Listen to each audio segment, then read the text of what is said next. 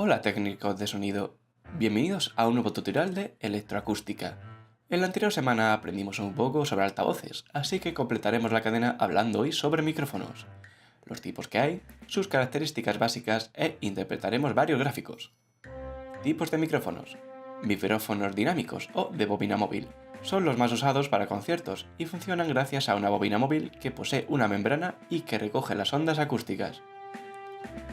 Poseen una baja sensibilidad, admiten una gran presión acústica, captan pobremente las altas frecuencias en su mayoría y son muy robustos. Micrófonos de condensador. Se usan con frecuencia en estudio.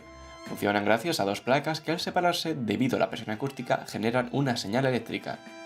Poseen una gran sensibilidad, por lo que pueden saturar. Necesitan alimentación de 48 voltios, son más frágiles y sensibles a la humedad. Micrófonos de cinta. Un micrófono de cinta consiste básicamente en un trozo de aluminio corrugado que se mueve entre dos imanes de los que está suspendido. El movimiento de esta cinta produce la señal eléctrica. Tienden a recoger mal las frecuencias media y atenuar las agudas, por lo que numerosos técnicos recurren a este tipo de micro en la búsqueda de un sonido más vintage. Sigamos nuestra aventura con las características básicas de los micrófonos. Directividad o patrón polar. Tenemos que tener en cuenta que la propagación del sonido es diferente según la frecuencia que se está propagando, por ello la captación de sonido será muy diferente. A rasgos generales siempre serán más direccionales las altas frecuencias que las bajas. Así, cuando se define el diagrama de captación de un micrófono, esta se dará para distintas bandas de frecuencias, con más precisión para agudos y más omnidireccional para graves. Según el tipo de diagrama polar encontraremos tres grandes grupos de captación. Los más usados, omnidireccionales, unidireccionales y cardioides. Omnidireccionales son los que captan el sonido en todas las direcciones, no influye la posición del micro en la captación. Son muy usados en teatros, platos de televisión, también se usa mucho en estudios para grabación. Por contra, tienden a realimentarse, por eso no se usa mucho en conciertos. Aquí vemos como ejemplo el micrófono de condensador Superlux. Podemos observar que lo anunciado anteriormente, capta todas las frecuencias en todos sus ángulos. Unidireccionales. Solo captan en una dirección. Los más conocidos son los micrófonos de cañón, muy usados en cine para captar el sonido desde una cierta distancia, y así no interferir en la imagen.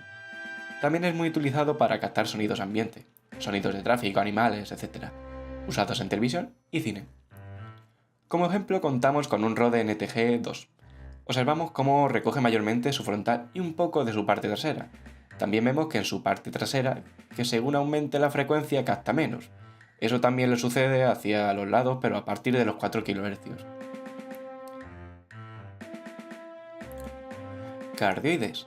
El diagrama polar es una curva con forma de corazón, por eso su nombre. Es la directividad más utilizada porque no sufre una tonación muy fuerte hasta los 90 grados, y esto permite una cierta libertad de movimiento en la fuente. Un buen micrófono tampoco debería repercutir en variaciones de timbre, pues la respuesta en frecuencia se mantiene para todo el rango. Otra ventaja es que en su parte trasera tiene su atenuación máxima, perfecto para ser usado como micrófono de mano. Así evita captar las señales de la mano sobre el micrófono y evita la retroalimentación. Como ejemplo tenemos el Behringer C1. Observamos cómo recoge un amplio espectro en la zona frontal y casi nada por la parte trasera, como hemos enunciado antes. Sensibilidad.